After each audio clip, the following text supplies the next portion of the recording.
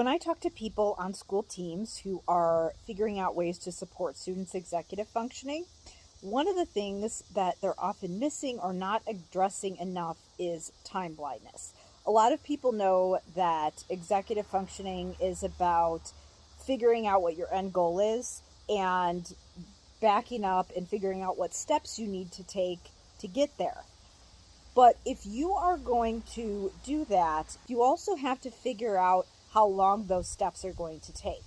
So it's not just about what you need to do, it's about understanding how long it's going to take for you to do all of those things and really getting a sense for what those blocks of time look and feel like.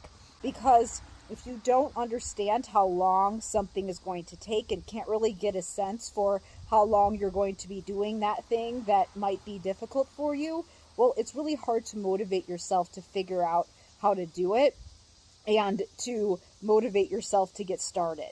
So that's why we see a lot of kids avoiding some of those things in classrooms, or stalling or delaying, not getting started, because they are experiencing time blindness.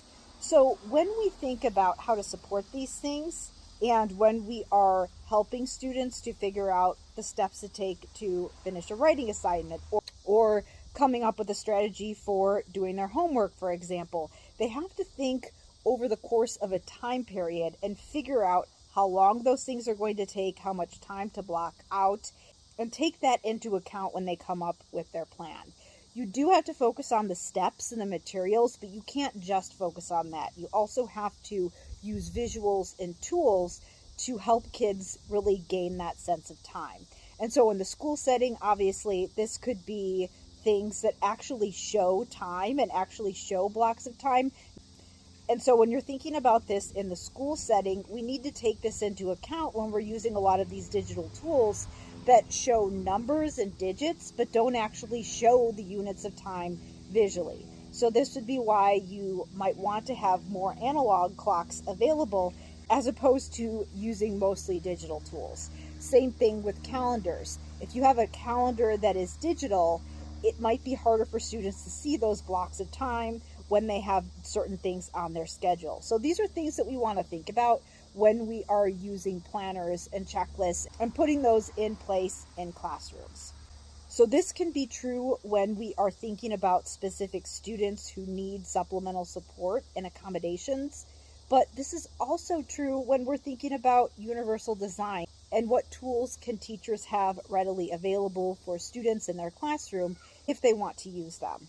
Now, part of using these tools effectively is knowing how to model self-talk and support students in a way that doesn't make them prompt dependent. And I walk through a framework and a set of strategies for doing this in the School of Clinical Leadership. The School of Clinical Leadership is a program for related service professionals, so SLPs, psychologists, social workers, counselors, or other interventionists in the school setting that have that role of providing that supplemental support, but who can also serve as a coach and support for the teachers as well, implementing these things in their classroom. So to learn more about the School of Clinical Leadership, just go to drkarendudek-brannan.com/clinical leadership.